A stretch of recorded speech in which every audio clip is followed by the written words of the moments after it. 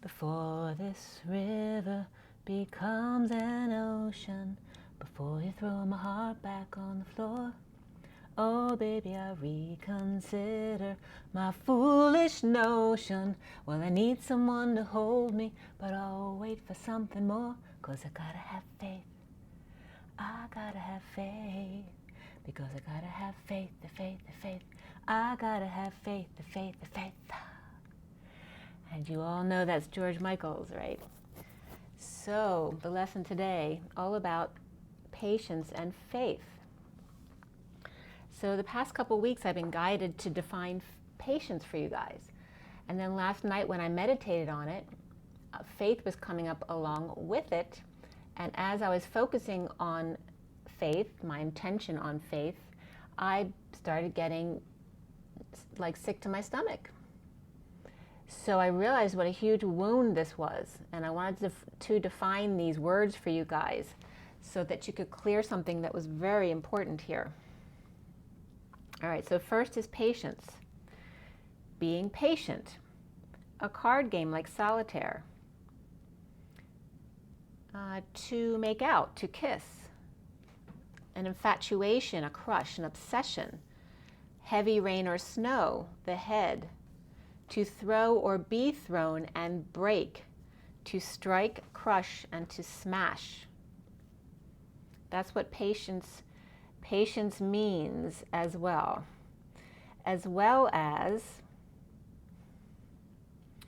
death and the king as well.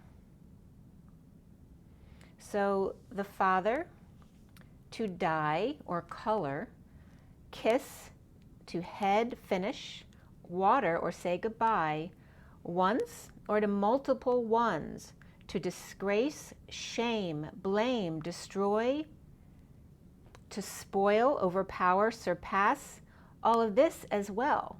The king's death besides that. Okay, so is that besides the point? So these are all the definitions of patience, besides the fact that when we tell you you need to be patient, we're telling you you need to be sick in the hospital. There is a very negative connotation around the word patience. So if I tell you you need to be more patient, I'm telling you you need to be more sick. And no wonder we don't want to be patient. I have a perfect word for us. Patiess. So instead of CE at the end, SS at the end. It's a Latvian word that means true, sincere, authentic, expressing real feelings, thoughts, and being genuine. All right, so there's patience for you. Now let's come to faith. Faith is trust or confidence in intentions or abilities. The process of forming or understanding abstractions, ideas, beliefs without evidence, experience, or observation. And there's a cat just walked by the window. It also, of course, is religion or spiritual belief system. Obligation of loyalty. So again, the word obligation has a negative connotation of loyalty or fidelity or observance of that obligation or loyalty. So I broke down faith as well into ITH, which is just the spelling for the sound TH, especially in shorthand, but it also means occurring at position lowercase I, which you know I always talk about as the chakra system in the third eye, the location at the third eye in a sequence, the TH. And for me, TH is to the nth degree. I always say that in my reads. It also means corn, grain, and to eat. And then another part of faith is eighth, AITH, which is slur, reproach, shame, disgrace, isn't. Sarcasm isn't. So what eighthus is the slur, reproach, and shame, disgrace. But what eighth is not those things. FAI also, to make, to do, to iron, to cook, to pass, to be. And then fate, FAIT, fact, faith, misspelled, to do, faire, the French word faire, to be, to mature, to get used to become, to get done, cut out, bait. It literally means bait. All right, so fate is another way of saying faith, and also means bait or house. Couplet, to beat, hit, the day of the week, wide, broad, well known, blatant, famous, obvious, which that can be a negative connotation as well. To flap wings, right? The kid in the class who won't be quiet. To flutter, annoy, to bite, worry. To torment, threaten, harass. To feed and water at the same time, or hovercraft. To take food, especially on a journey. To entice or trap, like with a fish hook or line or lure. All right, so these are all the parts of faith.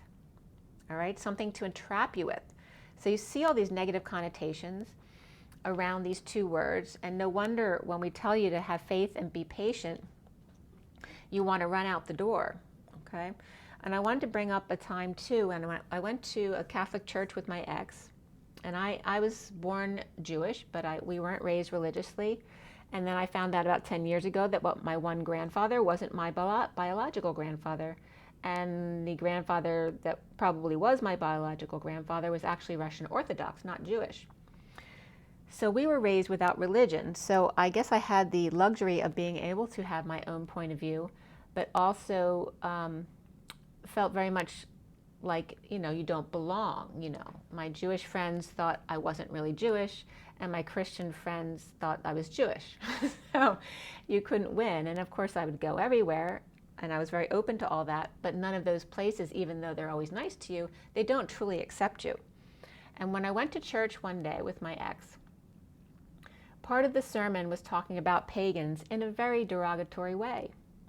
And so why is it okay for the person I'm with who loves me to sit there and listen to this and not even think, that he wouldn't have thought of it if I didn't bring it up to him, that they were just calling me bad names in front of his face, and yet here he goes and worships at this place.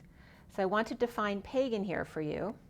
Pagan is rural, rustic, civilian, savage, uncivilized, wild, unsocialized person, unruly child, to embroil or implicate, to involve, to fall victim to friendly fire, and this one I love, or the pagan is literally collateral damage, or in other words, totally worthless, unworthy, could care less if they disappear, right? Oh, and heathen is the big one too for pagan. The devil, right? So damn, darn, heck. So all of those words also considered a clan, a tribe, a national, like First Nations, and then genteel, but not as in a gentleman, but that was in a derogatory sense as well, because you were non-Jewish in that definition. So you see all the negative connotations around all of this. I just wanted to bring up these wounds because I'm not going to tell you to be patient and have faith anymore. I want to use that word. I'm not sure how they pronounce it in Latvian, maybe patias or patias, but I'm going to say like patience, but patius. And you'll know what I'm talking about, because that literally means someone who is authentic and speaks from their true feelings. Patius. So instead of patience, patius. Okay, so I hope there was something you're getting from that's coming up for you as far as wounds. I still need to look more into my own wound around faith. For me, when I started going through my dark night of the soul, definitely was the wound of the fact that because I wasn't religious growing up, God had not welcomed me anywhere. I wasn't welcome in the church or the synagogue or the temple.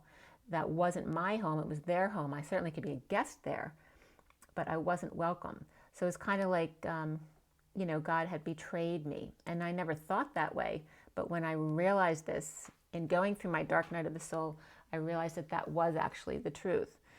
So see what comes up for you guys, and please comment below. I'll see you soon. Love you guys. Bye.